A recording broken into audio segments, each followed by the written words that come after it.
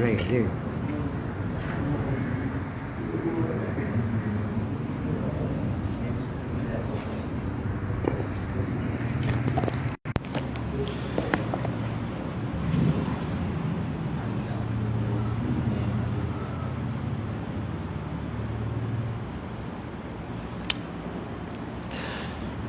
Assalamualaikum warahmatullahi wabarakatuh.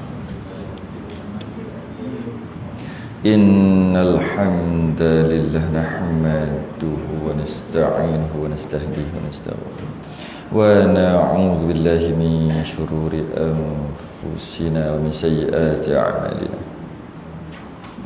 May yahdihillahu fala mudilla lahu wa may yudlil fala hadiya lahu. Asyhadu an la ilaha illallah wahdahu لا شريك له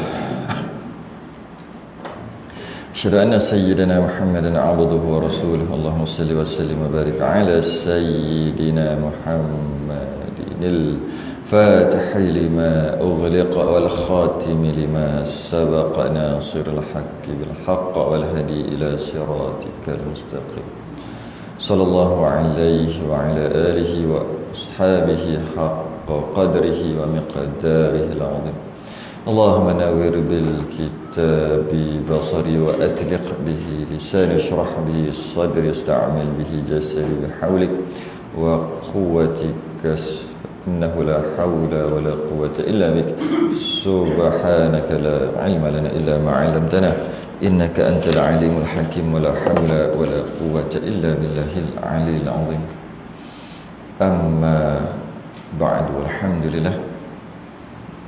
Terafakkan kesyukuran pada pagi ini. Kita boleh sambung kitab lama juga cutinya, bulan 3 bulan 4, awal bulan 4, bulan 4, 5, lebih kurang 2 bulan cuti. Kita sambung balik. Kita berhenti muka surat 7. Kita berhenti pada muka surat 7 Jawi.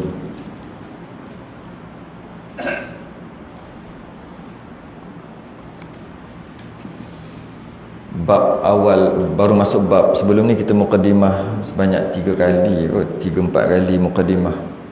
6 muka surat. Mukadimah dia sangat panjang. Mukadimah je 6 muka surat. Ini masuk muka surat ke-7. Qala al-mu'allif rahimahullahu ta'ala nafa'ana wa iyyakum bi'ulumihi fid darain amin ya rabbal alamin.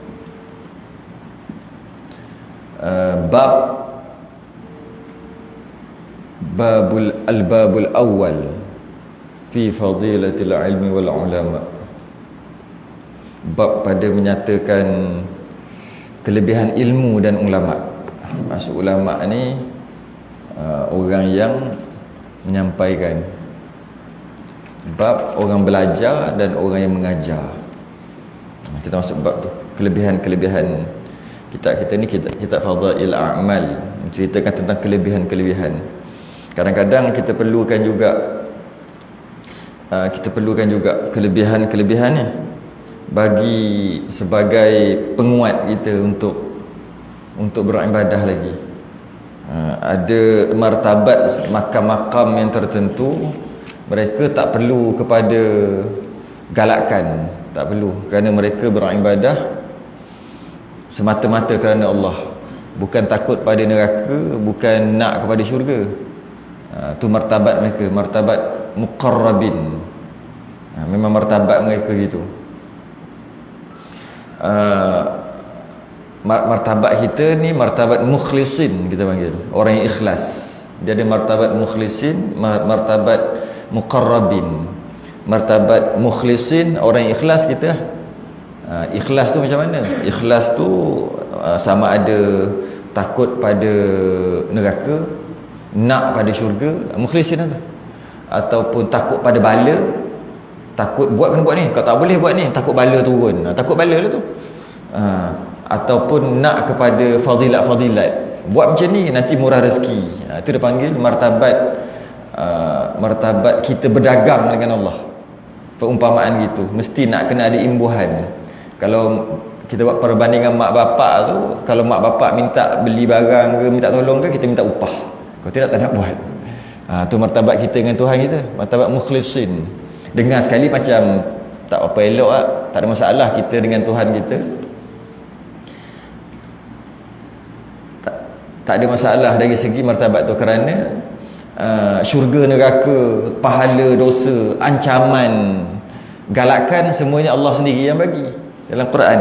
Allah sendiri yang bagi dalam Quran supaya kejarlah kamu syurga. Dalam Quran, uiddat lil muttaqin, yang mana syurga ni telah disediakan bagi orang yang muttaqin, bagi orang yang bertakwa.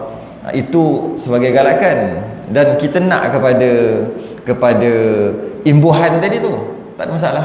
Cuma makam kita makam dipanggil mukhlisin, makam orang yang ikhlas. Kerana kita buat sesuatu nak kepada pahala, nak takut pada dosa, nak pada syurga, takut pada neraka. Maka dengan sebab tu makam kita makam mukhlisin. Ada satu makam lagi, makam muqarrabin. Makam muqarrabin ni dia beribadah kerana dia hamba. Bukan sebab takut pada dosa, bukan takut pada neraka, bukan nak pada syurga, bukan. Ibadah dia bukan bermakna dia tak nak syurga. Dia ibadah tu bukan kerana syurga, bukan kerana neraka. Dia ibadah kerana dia tu hamba, takut dia pada Tuhan. Maka ibadahlah dia. Malah dia kata jika dimasukkan neraka dengan ibadah pun okey aje. Gitu. Kalau katalah aku ibadah tapi tetap aku dimasukkan ke dalam neraka, okey. Macam tu. Kita ada, boleh tak? Masuk neraka, ibadah banyak kan, tak pernah tinggal pun kan. Suruhan Allah, tak pernah buat larangan Allah, Allah masukkan neraka. Okey tak kita rasa? Sebab makam kita makam mukhlisin, makam orang yang ikhlas, bukan makam muqarrabin. Makam muqarrabin ni makam orang yang rapat, seumpama macam orang bercinta. Seumpama gitu. Bila bercinta tu dia tak kisah dia rugi ke, dia untung ke, tak kisah bila dia bercinta tu. Jadi itulah makam lah. Itulah makam. Jadi makam kita makam mukhlisin, maka kita perlukan booster, perlukan dorongan untuk kita beribadah. Dorongan. Kalau tanpa dorongan tu kita berat sikit, ataupun kita perlu ancaman untuk tak buat benda-benda dosa. Kalau tanpa ancaman tu kita buat aja, saya silap kita ni, maka kita makam mukhlisin. Okeylah tu. Ikhlas, orang ikhlas, kita selalu sebut ikhlas, baguslah tu. Nanti jika kita duduk dalam makam mukhlisin ni lama, maka mudah-mudahan Allah angkat kita kepada makam muqarrabin. Dia tak boleh buat-buat muqarrabin ni. Tak boleh jalan slow, pegang tongkat, jalan. Astaghfirullahalazim. Tak boleh, tak jadi, nampak sangat berlakon. Tak boleh. Allah bagi.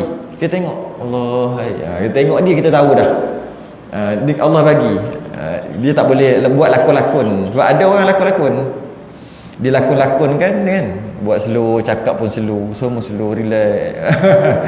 Sebab apa? Nak buat macam makam muqarrabin. InsyaAllah tak apa, biarlah.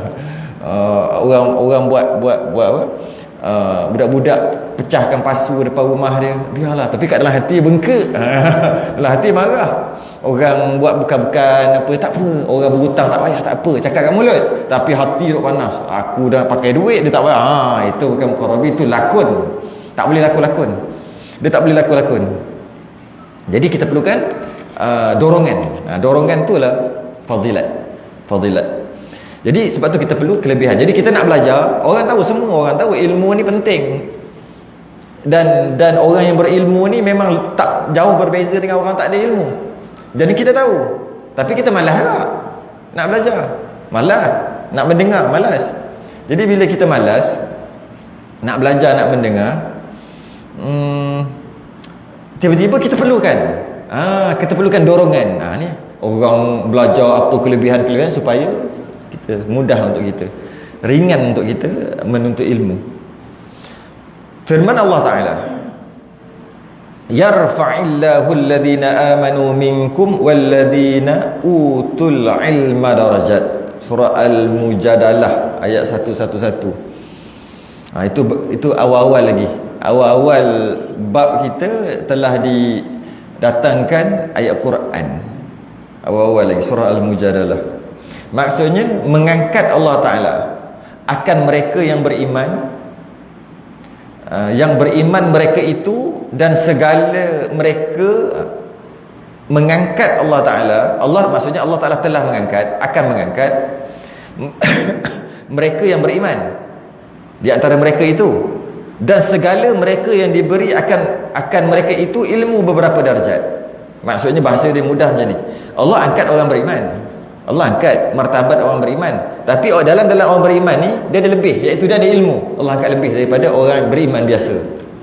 Allah angkat lebih. Kata Ibnu Abbas radhiyallahu anhuma. Kenapa huma? Kadang-kadang radhiyallahu anhu, kadang-kadang radhiyallahu anhuma, kadang-kadang radhiyallahu anhum. Radhiyallahu anhu bila sahabat tu Islam, dia seorang aja. Ayah dia tak masuk Islam, dia seorang aja. Kalau radhiyallahu anhuma maknanya ayahnya Islam juga, masuk Islam juga. Zaman ini sahabat Nabi ni, dia Islam, beriman, ayah dia pun beriman juga. Radhiyallahu anhum, tiga generasi anak, tiga generasi lah. Tiga generasi. Radhiyallahu anhu, hu tu domain untuk seorang. Dia seorang.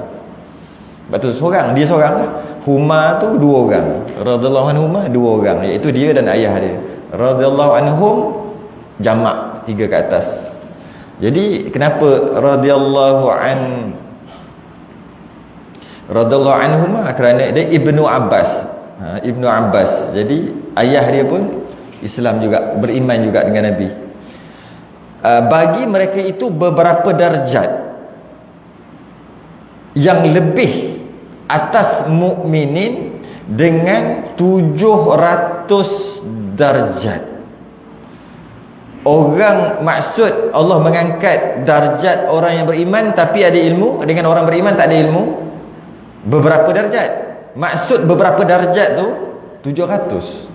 Itu dah kalau bahasa Melayu tu bukan beberapa dah, tu banyak sungguh tu. Kalau beberapa ni berapa? 4, 5, 6, 7, 10 pun rasa tak berapa sesuai nak kata beberapa. Ini 700 sebenarnya, terlebih beberapa ni. Okay?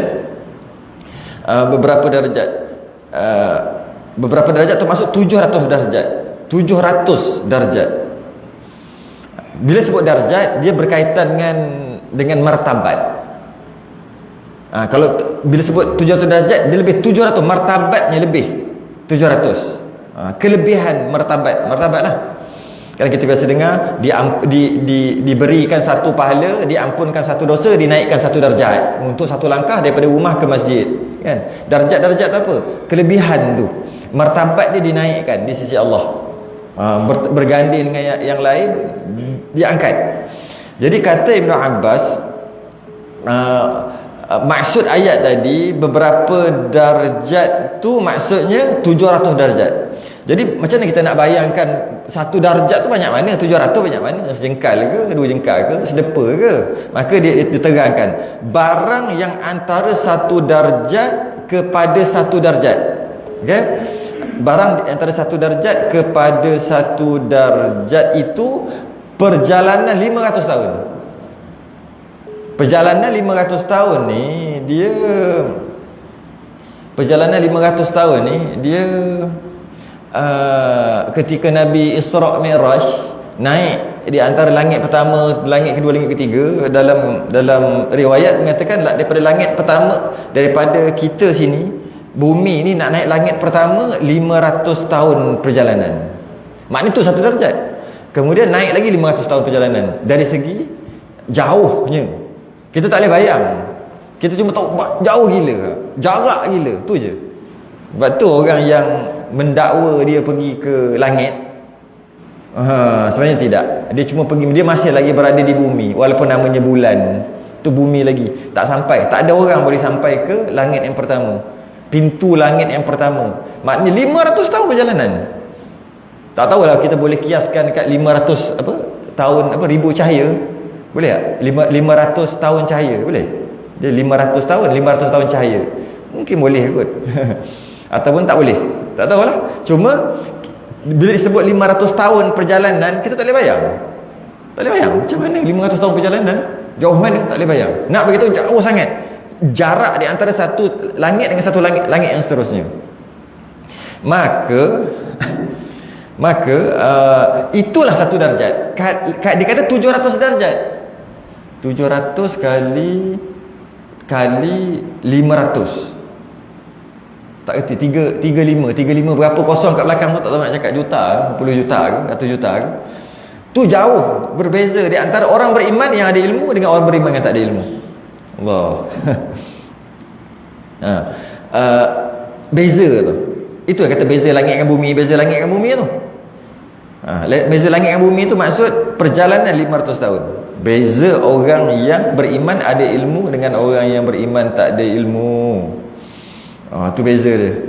Kemudian dan daripada Ibnu Abbas radhiyallahu anhuma bahawasanya Allah Ta'ala bermegah-megah akan malaikat dengan dakwah ulama seperti bermegah-megah ia dengan darah orang yang mati syahid. Tujuan maksud bermegah-megah ni, kalau kita bermegah-megah, kita boleh kata kita kawan kita kan, kita kata oh dia ni bagus, kita bermegah dia. Kawan aku ada ni datuk, dia pemurah, kita bermegah-megah gitu. Jadi perumpamaan gitulah. Perumpamaan gitu sebab Allah kalau kita tengok maksud bermegah-megah tu, Allah ada juga bermegah-megah dengan malaikat dalam penciptaan Adam. Allah, aku nak cipta makhluk khalifah di muka bumi. Maka makhluk aku buat ni bukan macam biasa. Malaikat pun kata, kenapa buat makhluk yang merosakkan bumi? Allah kata tidak. Makhluk ni lain macam. Dia tak sama dengan model baru jin. Dia tak sama dengan malaikat yang telah aku cipta. Ni lain, namanya manusia. Maka kemudian manusia ni pula Allah bermegah-megah. Dia ada nafsu. Dia ada iman dan dia ada nafsu. Maka dia buat tu ada sentiasa mendorong dia nak buat baik dan jahat. Dan dia buat yang baik juga. Kerana inni a'lamu ma la ta'lamun. Aku tahu apa yang kau tak tahu. Itu maksud bermegah-megah dengan malaikat. Tapi maksudnya untuk kita faham macam mana? Untuk kita faham, Allah sangat suka. Itu maksud faham. Allah akan memberi rahmatnya kepada orang yang macam ni. Itu maksud bermegah-megah. Bukan bukan megah gitu. Yang faham tu itu makhluk. Itu makhluk. Mana tahu takut ada orang faham gitu. Kata Imam Syafi'i radhiyallahu ta'ala anhu, barang siapa tiada kasih akan ilmu, tiada kebajikan padanya. Barang siapa tiada kasih ni dia tak suka ilmu, dengan maksud dia tak peduli pada ilmu. Bila sebut tak peduli pada ilmu, dia tak peduli juga pada majlis ilmu. Sebab ilmu ada dekat majlis ilmu pun. Lagi tinggi martabat ilmu, lagi tiada kebajikan padanya. Tiada kebajikan ni, orang ni tak beruntung lah. Orang ni bukan orang beruntung. Tiada kebajikan. Orang ni tak untung lah. Tak ada apa bagi orang ni. Kosong. Tu maksud tiada kebajikan. Tak guna boleh juga. Ini orang tak guna. Boleh juga. Tu maksud tiada kebajikan. Dia tak kasih pada ilmu ataupun tak kasih pada majlis ilmu. Kalau kata ada pengajian gini. Lagi tinggi martabat ilmu, dia tak peduli, lagi teruk dia, lagi tak guna. Apa ilmu paling tinggi? Martabat ilmu apa paling tinggi?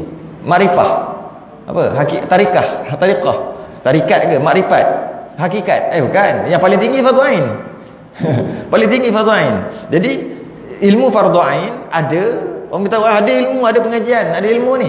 Dia buat macam acuh tak acuh. Dia tak minat, dia tak gemar. Kalau kata Allah nak pergi tapi kurang-kurang, walaupun dia tak pergi tapi dia ada perasaan macam bukan menyesal, macam tapi tak pergi juga pun. Nak tidur juga tapi ada perasaan. Itu maknanya orang yang ada kasih dekat ilmu, cuma dia je tak pergi. Rugilah orang macam ni. Orang ni bukan tiada gunanya, tak. Orang ni ada guna. Kalau orang macam ni ada guna. Dengan cakap orang macam ni tak ada guna pula. Ada guna orang macam ni. Walaupun dia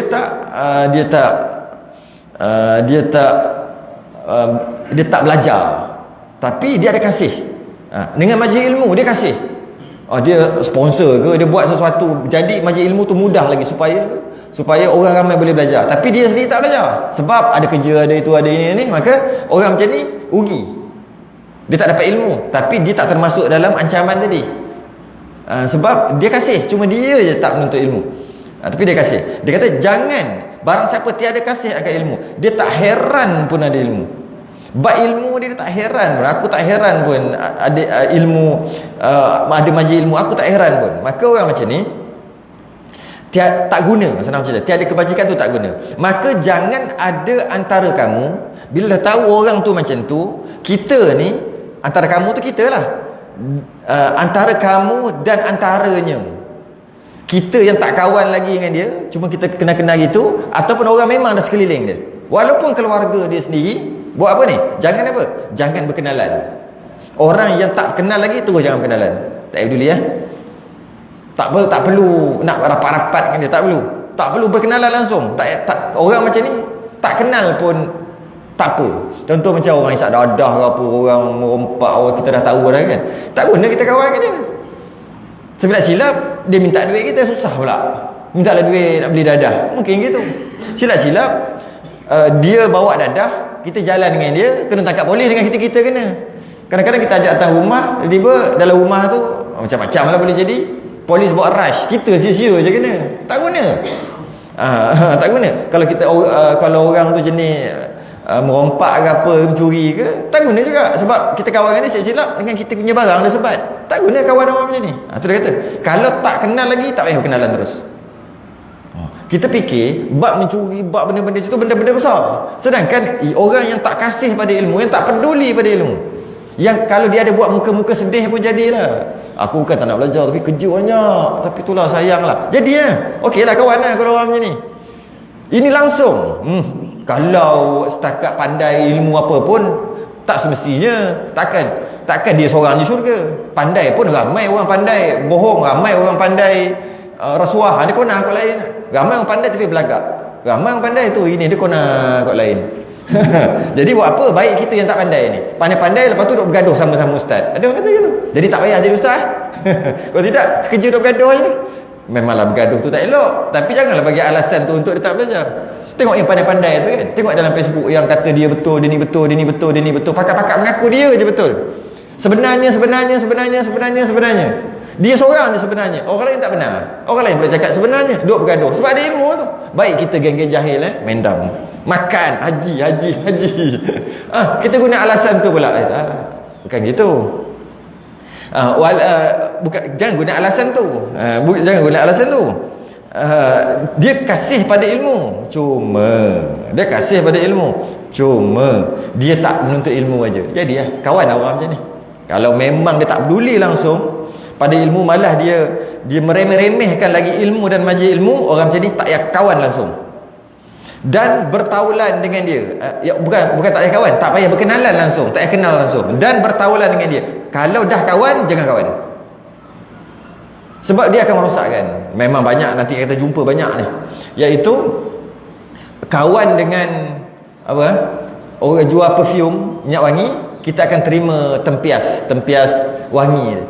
Sampai orang rumah pun naik jealous, abang pergi mana tadi bau wangi ni bau perempuan ni. Padahal kita kawan dengan toke minyak wangi, kita akan melekat wangi tu. Walaupun dia tak bagi pakai pun, kita masuk kedai dia, kita keluar pun kita dah wangi dah. Ini kan balik, nak ni ada baru punya ada jenama baru ni, minyak atar ni malaikat subuh ni. Dia bukan malaikat subuh, dia malaikat subh. Dia jadi malaikat. Jadi orang Melayu dapat malaikat subuh, bukan malaikat subuh, malaikat subh. Tapi kita cerita brand tu lain kali lah. Jadi pakai kita berasa sikit, wangi-wangi, kita dah dapat dah, free. Malah kalau dia tak bagi pun dapat dia punya aura, dia punya kesan tu dah dapat.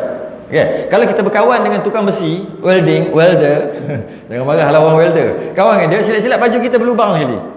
Kita nak jumpa, jom minum, kejap aku sikit kerja, terik, satu percik, pop kena berlubang kita. Kalau tak kena berlubang baju pun bau hangit besi, bau asap.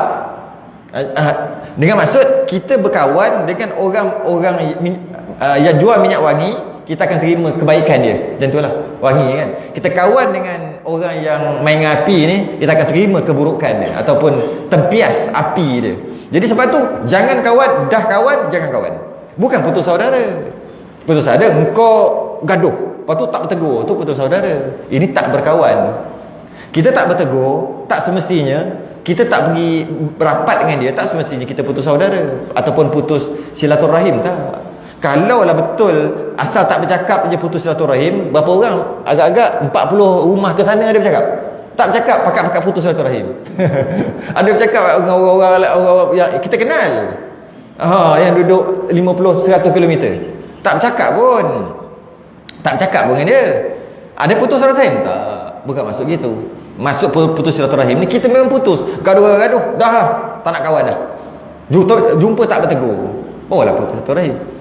Kalau dia bukan bergaduh apa pun, cuma tak jumpa je, tu tak putus. Jadi macam ni jangan jumpa je. Lari daripada dia.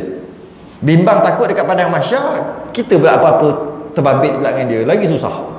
Kerana tu jangan bertaulan, jangan kenapa? Kerana tiada kebajikan. Apa maksud tiada kebajikan? Orang macam ni tak ada guna. Tak ada guna maksud apa? Tak ada guna untuk kita, tak ada manfaat untuk kita berkawan. Malah mungkin jadi lebih rugi lagi. Maka ulama bahas juga dalam masalah ni, kecuali jika kita nak tarik dia.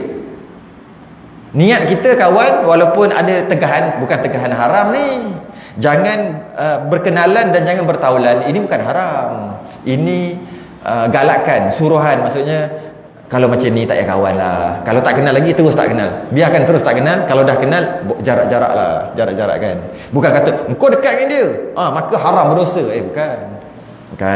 Sebab fadail amal dia jarang cerita halal haram. Dia cerita baik buruk aja. Jadi bimbang takut kita terbabit sekali dengan dia. Kalau niat kita nak tarik dia, maka boleh rapat dengan dia. Tapi bimbang takut dia last kali dia yang tarik kita. Biasa tu macam tu lah. Tarikan yang tak elok ni lebih kuat daripada tarikan yang elok. Tarikan yang elok ni biasa tarik ni, tapi tarikan yang tak elok ni dia belah atas bawah kiri kanan, sesuai pula dengan nafsu kita. Maka kita nak tarik dia lah, kali kita yang tertarik, kita yang jadi macam dia. Takut bimbang gitu pula. Tapi kalau katalah dengan niat nak tarik dia, no problem, boleh. Bukan boleh, tidak termasuk dalam tegahan tadi. Macam mana pun tak apalah, nak kawan juga, kesian dia tak ada kawan kan. Kawan lah, tak berdosa. Cuma bimbang takut dia akan menyusahkan balik kita, dunia kita dan akhirat kita. Kata Imam Syafi'i,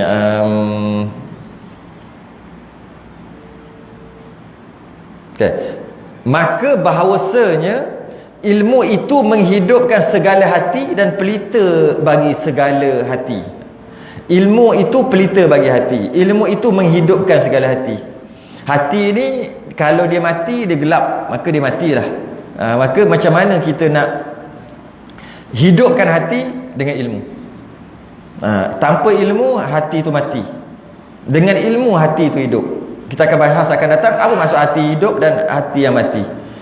Dan sabda Nabi SAW, talabul ilmi, tuntut ilmu, faridatun ala kulli muslimin wa muslimatin.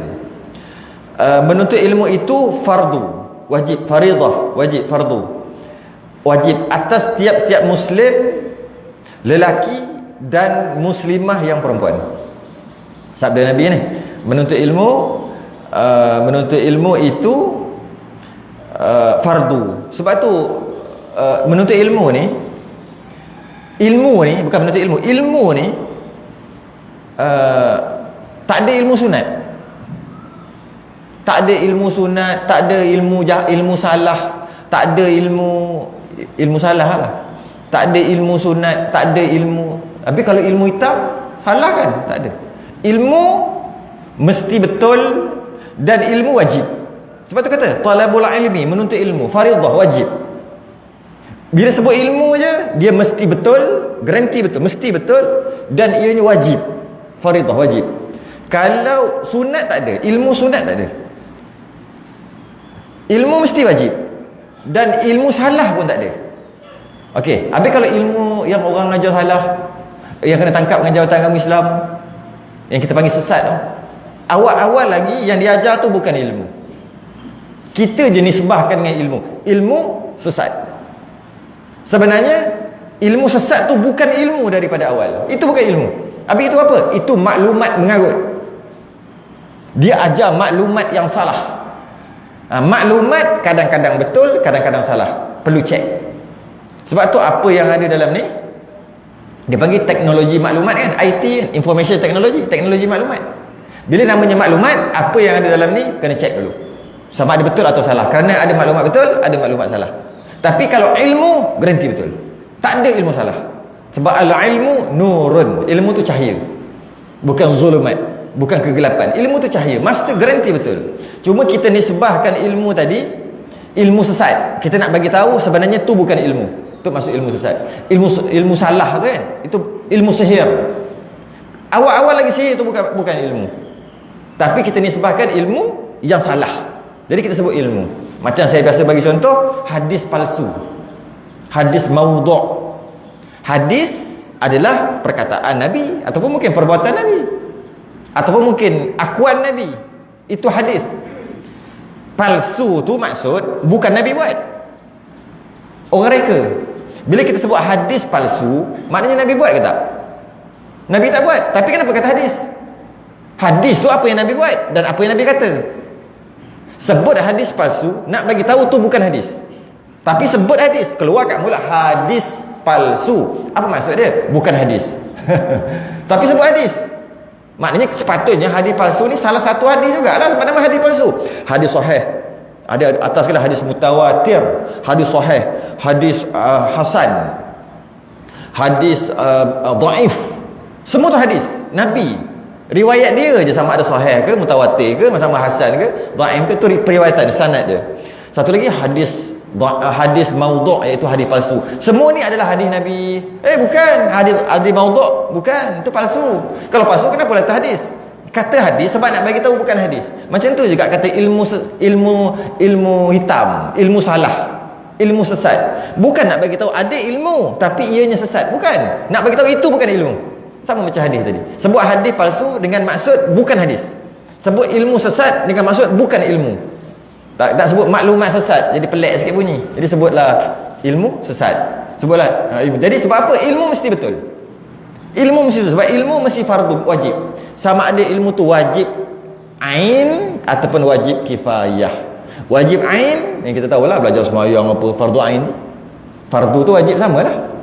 Wajib kifayah, sebahagian dah buat, yang lain tak payah, tak berdosa. Habis tu ilmu ni, ilmu macam bahasa Arab, fardu kifayah. Ilmu nahwu saraf, fardu kifayah. Sebab tu kita tak berdosa kalau tak tahu. Tapi ilmu sembahyang, fardu ain. Ilmu wudu, fardu ain. Tak tahu berdosa. Ilmu matematik, itu bukan agama dah kita, fardu kifayah. Dalam agama mesti kena ada orang pandai-pandai tu. Ilmu matematik, ilmu sejarah, ilmu bahasa, itu bahasa Inggeris, bahasa Cina, bahasa apa, fardu kifayah. Fardu wajib tu. Kalau tak ada orang Islam yang tahu ilmu-ilmu tadi tu, maka berdosa semua. Jadi ilmu tak ada ilmu sunat, ilmu mesti wajib.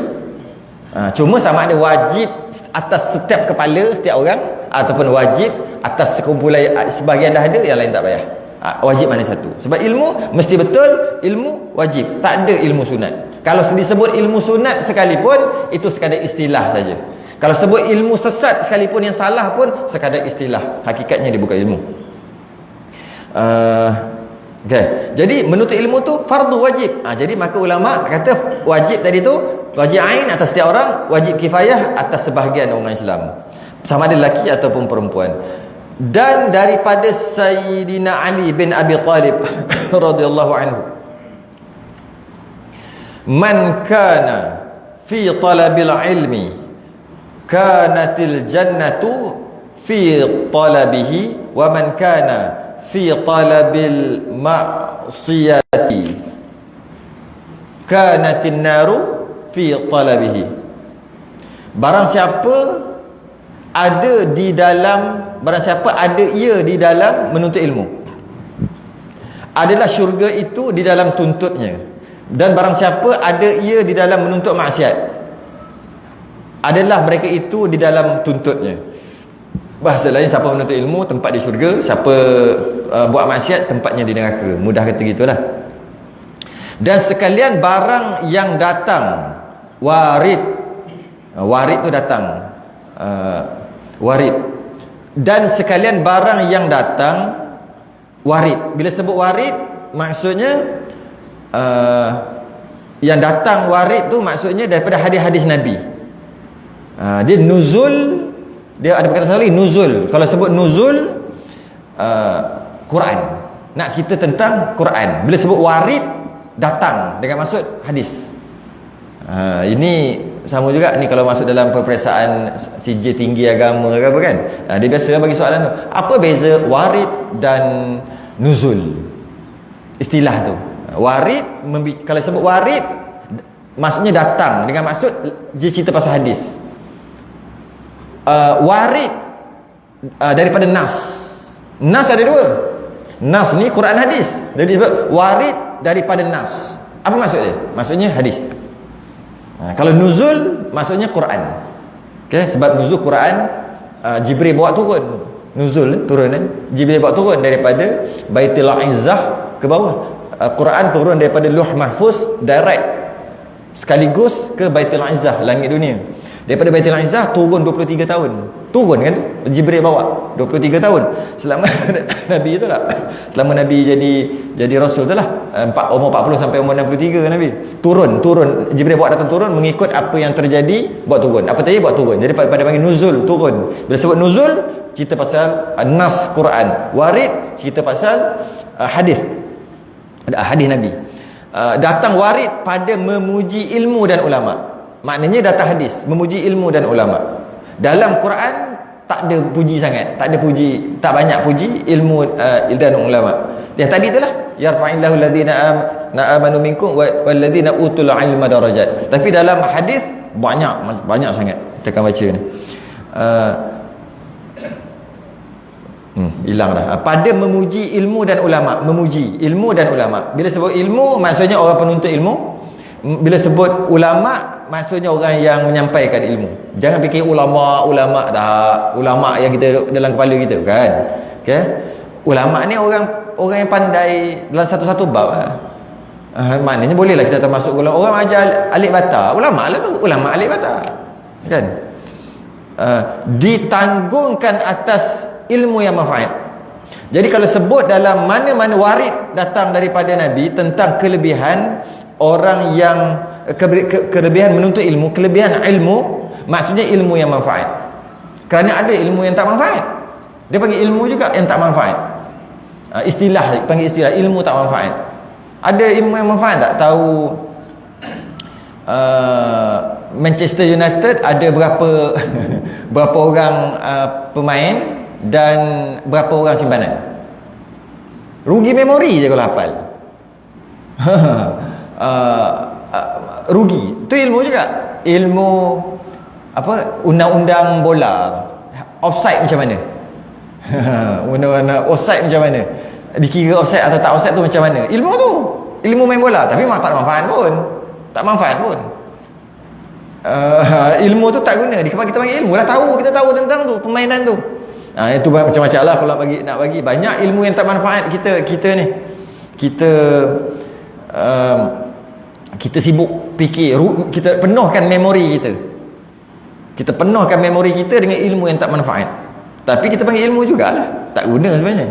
Tapi bila disebut ilmu dalam kata Nabi katakan lebihnya orang ilmu, lebihnya penuntut ilmu yang manfaat. Ilmu yang manfaat tak semestinya digunakan. Tak semestinya pula. Jangan kata tak guna je ilmu tu tak manfaat. Tidak. Tak guna pun ilmu tu manfaat. Nanti akan ada hadis kemudian. Dengan maksud ilmu tak manfaat, ilmu memang tak manfaat macam tadi tu lah. Macam mana cara main hoki, dia punya undang-undang, ilmu tu. Badminton, ilmu tu. Tapi kalau ilmu berenang, ada guna. Tapi dia tak berenang pun, tapi ilmu tu manfaat. Tu maksud ilmu tak manfaat. Ditanggungkan ilmu tu ilmu manfaat. Dan ulama yang beramal. Kalau cerita pasal ulama, orang yang ada ilmu, kalau kata lebihnya ulama lebih daripada orang yang bukan ulama, mereka lebih disanjung gini-gini, maka kelebihan tentang ulama maksudnya bukan sebarang ulama. Sebab ulama ada ulama ulama yang tidak beramal dengan ilmu ada. Ulama yang dia nak tegur, kalau nak tegur tu orang besar pada dia, yang ini tak boleh ni sebab aku makan gaji. Tu ulama tu. Ulama tak beramal dengan ilmu. Antara lagi orang-orang besar datang, dia jumpa ulama, benda ni haram, cari nas bagi halal. Dia cari-cari, dia pandai cari-cari, jumpa, dah jadi halal, padahal haram. Jumpa-jumpa orang dengar, betul lah, dia boleh jadi halal lah, asalnya haram. Biasanya bab riba, biasa bab gitu lah. Dah jelas-jelas dah haram. Bab jual arak dalam kedai kan. Kita dah tahulah yang bergelumang dengan arak ni sama ada pembuat, penjual, pemerah kan, Nabi sebut. Yang buat akaun dia pun, malah penjual tolong bagi cashier pun tak boleh. Macam mana nak bagi halal? Sebab ramai orang Melayu, orang Islam jual dekat kedai ni, kadang-kadang kena bagi arak sebab kedai tu ada arak. Jadi dia kecoh. Macam mana? Dia panggil ulama seorang ni, cari bagi halal. Bagi halal, ulama tu buka kitab ni, cari-cari, akhir sekali ada gini. Maka jadi halal lah pula jual. Yang itu tidak beramal. Ulama tu bukan maksud. Bila kata ulama masuk syurga lebih cepat daripada dan sebagainya lah, mana tak termasuk ulama tadi. Ulama su tadi tidak. Ulama. Kalau biasa bab tu, biasanya dalam hadis yang lain dia sebut, nak tahu ulama tu betul ataupun tidak, senang. Dia dibenci oleh orang kafir. Ni ulama yang bukan sekadar ulama alif bata tadilah, ulama yang ilmu yang ada dalam martabat dalam masyarakat. Senang je. Orang kafir tak suka dia. Sedangkan dia okey, baik je, tapi orang kafir tak suka. Maknanya sah ulama tu betul. Kalau orang kafir suka, tak kata dia salah, tak. Mungkin dia betul, mungkin dia salah. Mungkin ulama tu ulama sungguh sebab dia baik dengan orang kafir. Dia baik dengan orang kafir atas sebab dakwah dan sebagainya. Mungkin betul, mungkin juga tak betul. Jadi ada kedua kemungkinan. Kita bersangka baik, kena kata dia baik jugalah, sebab kita mana tahu. Tapi kalau memang dia dibenci oleh orang kafir, confirm. Itulah ulama yang betul. Orang kafir dia boleh nampak. Yang ini susah ni, sebab dia ni nanti agama kita, dia boleh nampak. Dia tengok ulama tu, dia boleh nampak. Sebab tu dia tak suka terus. Dia boleh nampak. Orang kafir, kita tak nampak. Ulama yang beramal dengan ilmunya. Kerana ulama yang tiada beramal dengan ilmunya itu dicela syarak. Tak beramal dengan ilmu, dicela syarak. Dicela oleh syarak sehingga celanya. Maksud sehingga, bila sebut dalam kitab lama macam ni, hingga tu maksud sud ujung. Bukan hingga kan, daripada seberang balut hingga ke, bukan hingga tu. Bila sebut hingga, lebih-lebih kata sehingga lagi lah. Maksudnya sud ujung. Dia lain sikit bahasa dulu, hingga ni ujung. Jadi dicela oleh syarak sehingga celanya. Maksudnya hujung cela, habis cela dah, teruk sungguh. Tu cela sungguh. Dalam cela tu paling teruk sekali. Yang lain pun cela juga. Orang merompak pun cela, orang berzina pun semua cela. Tapi ni sehingga cela, paling lebih teruk daripada yang lain-lain. Ulama yang tidak beramal dengan ilmunya dicela syarak sehingga celanya. Seperti hadis Sayyidina Umar yang lagi akan datang, ada sebelah ni nanti sampai akan datang. Dan daripada Abi Hurairah dan Abi Dzar radhiyallahu anhuma. Kadang-kadang radhiyallahu anhu disebut untuk sahabat, kadang-kadang radhiyallahu anhuma. Saya sebut tadi, jika dia huma ni bila dia dan ayah dia masuk Islam, maka radhiyallahu anhuma lah kan, sebab dua orang. Kalau ramai radhiyallahu anhum, kalau seorang radhiyallahu anhu, kalau seorang sahabat Nabi. Kalau perempuan radhiyallahu anha. Okey, yang ni radhiyallahu anhuma, tapi maksud dia lain sikit. Dengan maksud bila dia sebut Abi Hurairah dan Abi Dzar, dua orang. Bila dua orang radhiyallahu anhuma. Tu. Bukan bermaksud ayah dia masuk Islam, bukan. Itu kalau sebut seorang tapi radhiyallahu anhuma. Heran. Kenapa seorang radhiyallahu anhuma? Ibnu Umar radhiyallahu anhuma. Seorang tapi radhiyallahu anhuma tu Allah meredai kedua mereka. Tapi seorang sepatutnya radhiyallahu anhu. Tapi jadi huma, maknanya ayah dia. Tapi kalau sebut dua orang, huma maknanya dua orang tu. Satu lagi, Abi Hurairah. Kalau kitab Jawi kita ni, kita tengok Abi Hurairah. Dan daripada Abi Hurairah. Dan daripada Abi Hurairah dan Abi Dzar. Kenapa Abi ke Abu? Ini sikit juga. Kita kadang-kadang kita baca je, abi kejap, abu kejap, abi kejap, abu kejap. Kenapa abi dan abu nak kena tahu juga. Abi dan abu sebenarnya kalau kita Arab baru guna. Abi dan abu. Baru ada nilai. Baru ada beza. Kalau bahasa Melayu tak ada. Maksud sama je. Abu tu. Apa bezanya dalam bahasa Arab? Dia panggil harfu jar, haraf jar. Dia ada jar, dia ada majrur. Saya cakap sekali lalu lah. Bila huruf tu haraf tu haraf jar. Jar ni apa? Fi, an, rubba. Ada banyak. Saya pun dah lupa dah, lama tak lalu. Ba. Itu semua ba tu, kan? Innamal a'malu binniyat. Ba tu balik kat depan tu. Innamal a'malu, sesungguhnya setiap amal binniyat, dengan niat. Ba tu haraf jar tu.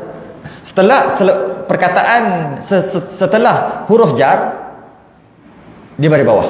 Ujung dia balik bawah. Betul. Innamal a'malu binniyati.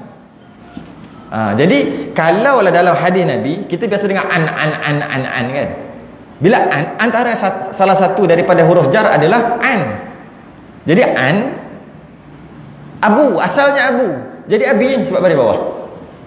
Sebab jadi abi. Tapi kalau yang lain-lain selain daripada tu tiba-tiba nak sebut abu, jadi Abu Hurairah bukan Nabi. Bila ada an ataupun huruf jar kat situ, majrur dia balik bawah. Kalau faham lah. Kalau tak faham tak apa. Okey. Sebab tu kejap abi, kejap abu.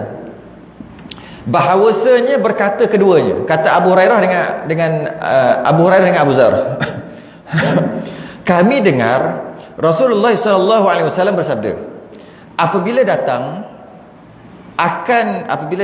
akan orang yang menuntut ilmu itu oleh mati. Maksudnya bahasa lain, kalau orang yang menuntut ilmu tu tengah menuntut ilmu tu mati. Tengah menuntut ilmu tu mati. Dan padahal ia atas ini jalan. Maksud jalan tu bukan jalan aja. Maksudnya dia sedang menuntut ilmu, dia menuntut ilmu, dan termasuk jalan ni adalah dia daripada rumah nak pergi menuntut ilmu. Perjalanan tu pun nama jalan. Ketika menuntut ilmu tu nama jalan juga. Ketika dia balik tu nama jalan juga. Senang cerita kalau kita panggil budak pondok, budak belajar kat madrasah. Dia sedang berada di jalan ilmu. Tapi dia bukan menuntut ilmu 24 jam. Ada dia tidur. Ada dia tak pergi menuntut ilmu pun. Ada dia pergi berjalan bandar. Ada je. Bukan je dia menuntut ilmu 24 jam. Tapi dia berada di jalan ilmu. Maka maksud jalan ni itulah. Bukan maksud jalan tengah berjalan nak pergi menuntut ilmu. Dan juga bukan maksud jalan adalah sedang menuntut ilmu. Macam ni. Bukan maksud tu. Maksudnya dia sedang menuntut ilmu dan yang berkaitan dengan menuntut ilmu. Dia berjalan, dia mandi, dia pergi mana-mana lah. Rehat dia, semua rehat. Kenapa rehat? Penat. Penat apa? Penat menuntut ilmu. Pergi, kenapa berjalan? Berjalan nak pergi menuntut ilmu. Dia mesti ada tu. Duduk kat mana ni? Duduk kat pondok. Pondok kenapa duduk kat pondok? Kenapa tak duduk kat rumah? Kerana menuntut ilmu. Ada je kerana kat belakang menuntut ilmu. Itu maksud dia. Kenapa naik motor ni? Kerana menuntut ilmu. Kerana nak pergi menuntut ilmu. Itu maksud jalan. Maka iaitu mati syahid. Sedang duduk ni belajar, meninggal. Syahid. Memang real. Berjalan, maksudnya naik motor, naik kereta, aksiden, mati, syahid. Balik daripada menuntut ilmu, syahid. Sebab kalau dia tak pergi menuntut ilmu, dia tak balik. Kenapa dia balik? Maksudnya balik ke rumah. Perjalanan balik ke rumah. Sebab dia dah menuntut ilmu. Kalau dia tak pergi menuntut ilmu, dia tak adalah istilah balik tu. Maka dia panggil balik daripada menuntut ilmu, jalan juga. Jadi ataupun dia duduk di kawasan tu. Kenapa duduk kawasan tu? Sebab menuntut ilmu. Duduk kawasan ni. Kenapa tak duduk kawasan bandar, kawasan taman? Kenapa duduk kawasan kampung sini? Sebab sini ada tok guru. Sebab apa duduk sini? Menuntut ilmu. Itulah maksud dia. Jadi mati syahid. Bila sebut mati syahid akhirat. Jangan kata mati syahid dunia pula. Mati syahid akhirat. Syahid ada 3. Mati syahid dunia, mati syahid akhirat, mati syahid dunia akhirat. Mati syahid dunia, mati syahid berperang di jalan Allah. Berperang dengan orang kafir, berperang dengan tentera kafir. Tapi niat dia bukan lillahi ta'ala. Tapi Allah je tahu. Niat dia kerana nak pangkat, niat nak harta rampasan, tapi berperang di jalan Allah. Hanya Allah je tahu niat dalam hati dia. Orang macam ni ketika dia mati tak boleh mandikan dia. Haram mandi tak boleh. Dia kena tanam dengan darah-darah dia kalau mati. Dia panggil mati syahid dunia. Di dunia orang ingat dan orang bagi dia keistimewaan, dekat akhirat neraka. Ada satu lagi mati syahid akhirat. Yang ini yang apa? Menuntut ilmu. Orang menuntut ilmu meninggal. Mati beranak, mati lemas, mati terbakar, mati kena bunuh, mati banyak ya, kena ingat satu-satu macam mana. Mati kerana dia buat benda-benda akhirat di atas dunia. Di atas dunia dia kena mandi kapas mayang tanam. Maksudnya tak dapat istimewa. Di atas dunia tak dapat istimewa. Tapi akhirat syahid Allah bagi. Mati dunia akhirat dia berperang di jalan Allah lawan tentera Marakah, dia panggil tentera kafir. Kalau buruh tak dapat syahid dunia akhirat. Buruh ni di Islam tapi dia negara Islam dan dia memberontak melawan pemerintah Islam juga. Dia panggil buruh. Yang itu bukan, lepas tu mati. Itu bukan syahid. Itu bukan syahid dunia akhirat. Dia lawan tentera kafir sungguh. Kafir realnya. Lawan mati. Itu dunia akhirat dan niat dia lillahi ta'ala. Maka itu dunia akhirat. Dekat dunia tak payah mandi, tak payah apa, tanam dengan gitu-gitu. Dekat akhirat dapat kelebihan lagi. Dunia akhirat. Jadi yang ni apa dia? Syahid akhirat. Jangan tak mandikan dia pula. Tak kapan sebab dia menuntut ilmu. Tidak. Dan memadalah ilmu itu kemuliaannya. Wallahu alam. Dan memadalah ilmu itu kemuliaannya, bahawasanya tiap-tiap seorang mendakwa akan dia. Dan memadalah jahil itu kejinya. Akan datang. Akan datang. Tanda kat situ. Boleh tahan ni. Boleh tahan banyak juga bapa-bapa ni. Sebab dia bukan hukum-hukum. Dia fadail amal. Sebab tu banyak dapat. Kalau pekah ni 1-2 baris Satu dua baris. Kita tangguh, kita sambung akan datang. Sudah yang tasbih kafarah. Dan salatul subhanakallah wa hamdik. Asyhadu